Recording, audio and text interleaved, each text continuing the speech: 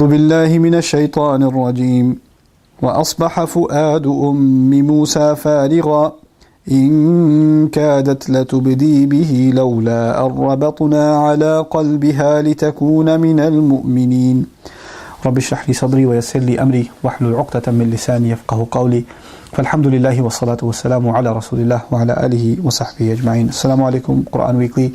We are on the 20th juz now, alhamdulillah, we're in the 20s. And this is Surah Al-Qasas, and one of my favorite ayat of the surah, talking about the mother of Musa alayhi salam. I picked this ayah because it actually is very close to my heart for many reasons, and most important of which is all human beings will suffer emotionally traumatizing experiences. We're going to be hurt because of loved ones, because of loss of loved ones, because of sickness, because of the pain that loved ones will cause us, like the hurtful things our parents will say to us, or we will say to our parents, or our children will say to us, or the wife and the husband will say to each other, or friends will say to each other, and we're going to go through traumatic experiences in life, like, job loss, or home loss, or even worse, There are people, so how many people in the world living in really horrific situations that we can't imagine suffering?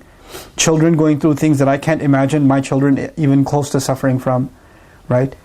And that's a reality that so many people face. And this particular ayah, to me, is an ayah of great hope, because when people get scarred, people get emotionally damaged, then they feel like they're never going to be able to recover and move on with life again. Musa's mother had the colossal task of taking her baby and putting the baby in the water. A mother has to put her child in the water. That is it's not even an imaginable thing a mother can do.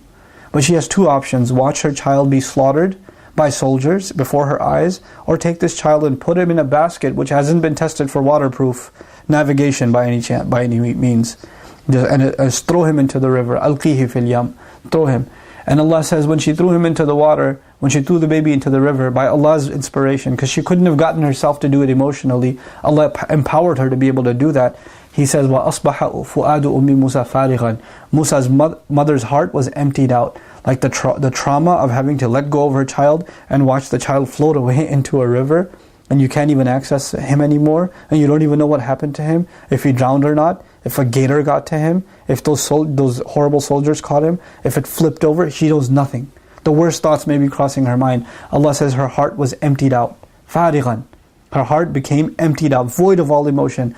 Somebody hears traumatic news and you go like this, and they don't blink. They don't talk. They're just quiet. They're emotionally paralyzed. That's the state she reached. In kadat latubdi bihi. She almost gave up her secret. She almost came out running and saying, that's my baby, that's my baby. But if she said that, he would have been killed.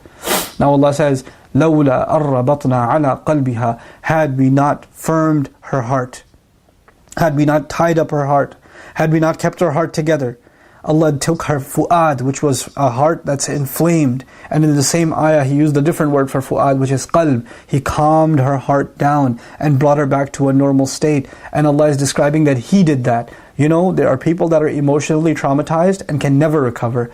Why not? Because Allah hasn't tied up their heart. Allah hasn't done that. We as human beings don't have the ability to emotionally recover sometimes, but we're learning in this ayah that Allah has the ability to let us heal and move on.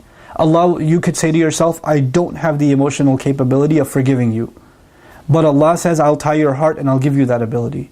You can say in your heart, I'm too damaged by what happened, there's no way I can move on with my life. But iman, faith in Allah, is enough for you to be able to move on with your life. لَوْلَا أَرَّبَطْنَا عَلَىٰ قَلْبِهَا. Had we not tied up her heart, لِتَكُونَ مِنَ الْمُؤْمِنِينَ, so she could be from those who truly believe. What mother can get over the trauma of putting her child in the water and not being able to see anymore? How is she going to get over that? But Allah gave her the strength of heart that not only did she get over it, she was able to think clearly afterwards and send his sister after him. She wouldn't have been able to think at all had Allah not intervened.